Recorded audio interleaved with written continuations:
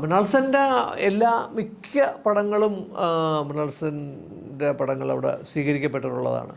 ഞാൻ കരിഞ്ഞെന്നുള്ള സിനിമ കാരണം ഞാൻ പലതും ഇതിന് പല റിവ്യൂസും എഴുതിയിട്ടുണ്ടെങ്കിലും എൻ്റെ കയ്യിൽ കിട്ടിയതും കൂടി ആ ഒരു പ്രശ്നം കൂടി ഉണ്ടായിരുന്നു അതിൽ.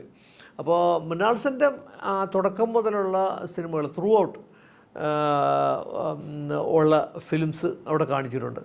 അപ്പോൾ പിന്നെ ഇതിൽ ഇല്ലെങ്കിലും മറ്റേ ഋതിക് ഘട്ടക്കും എൻ്റെ പടങ്ങളും കാണിച്ചിട്ടുണ്ട്. അപ്പോൾ പക്ഷേ ഋതിക് ഘട്ടക്കിൻ്റെ ഒന്നും അത്രയും ഫ്രീക്വൻ്റായിട്ട് വരില്ല. മൃണാൾ സെൻ്റെ പടങ്ങൾ കാണിക്കുന്ന അത്രയും ഫ്രീക്വൻ്റായിട്ട് മൃണാൾ സെൻ്റെ ഈ ഇപ്പോൾ മൃണാൾ സെൻ്റെ പടങ്ങൾ കാണിക്കുന്ന അത്രയും ഫ്രീക്വൻ്റായിട്ട് ഋതിക് ഘട്ടക്കിൻ്റെ പടങ്ങൾ കാണിച്ചിട്ടില്ല. പക്ഷേ ആ സമയത്ത് മൃണാൾ സെൻ്റെ ഒരു സീസണൊക്കെ കാണിക്കുമ്പോഴത്തേക്ക് അത് കാണിക്കും.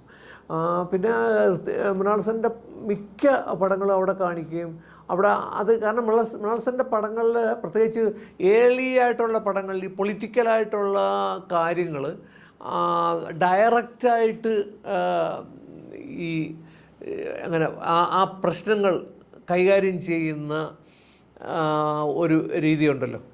ഡയറക്റ്റായിട്ട് പൊളിറ്റിക്കൽ കോൺഫ്രണ്ടേഷൻ്റെ ഒരു സ്റ്റൈലിൽ മൃണാൾ സെൻ്റെ ആ ഒരു പടം എടുക്കുന്ന രീതി.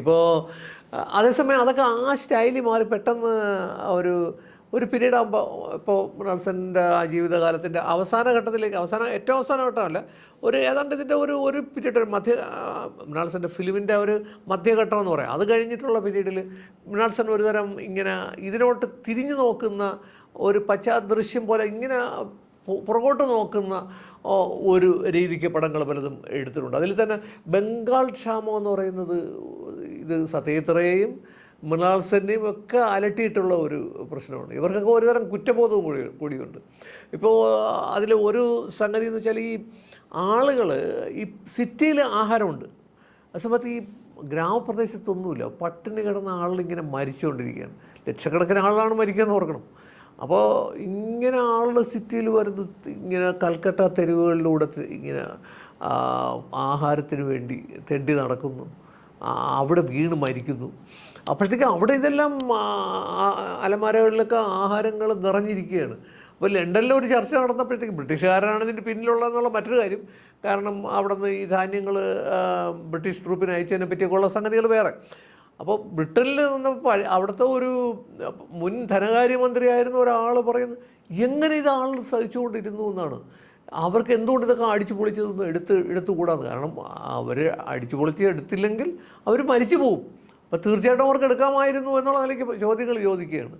അപ്പോൾ ആ പടത്തെക്കുറിച്ച് മൃണാൾ സെൻ 2 പടം എടുത്തിട്ടുണ്ട്, അതേസമയം സത്യജിത്രയും എടുത്തിട്ടുണ്ട്. അപ്പോൾ ഇവർ തമ്മിലൊരു ചെറിയ ഒരു മത്സരം ആ കാര്യത്തിലുണ്ടായിരുന്നു. അതിനെക്കുറിച്ച് അയാളെക്കുറിച്ച് ബയോഗ്രഫിയൊക്കെ എഴുതിയ ഒരു അയാൾ അതിനെപ്പറ്റി പറഞ്ഞിട്ടുണ്ട് ആ സംഗതി. പക്ഷേ എനിക്ക് അതിൽ മൃണാൾ സെൻ അവസാനം എടുത്ത പടം അകലേർ സന്താനെ ഇൻ സെർച്ച് ഓഫ് ഫാമിൻ എന്നുള്ള പടം, സ്മിത പട്ടീലൊക്കെ അഭിനയിക്കുന്നതാണ്. സ്മിത പട്ടീൽ നമ്മുടെ. അപ്പോൾ ആ പടം എന്തൊരു ടച്ചിങ് ഫിലിമാണ്. അപ്പോൾ അതെങ്ങനെയെന്ന് വെച്ചാൽ ഒരു ആധുനിക കാലത്ത് വെച്ചാൽ അന്നത്തെ ആ ഒരു പീരീഡിൽ, ഇപ്പോൾ 80s മറ്റോ ആണ്, 80s ആ പഴയ 1940 ആ ഒരു സ്വാതന്ത്ര്യത്തിന് തൊട്ട് മുമ്പായിരുന്നല്ലോ ഈ മറ്റേ ബംഗാൾ ക്ഷാമത്തിൻ്റെ. അപ്പോൾ ഈ ബംഗാൾ ക്ഷാമത്തെക്കുറിച്ച് പടമെടുക്കാൻ വരുന്ന ഒരു ഫിലിം കമ്പനിയുടെ കഥ പറയുകയാണ്.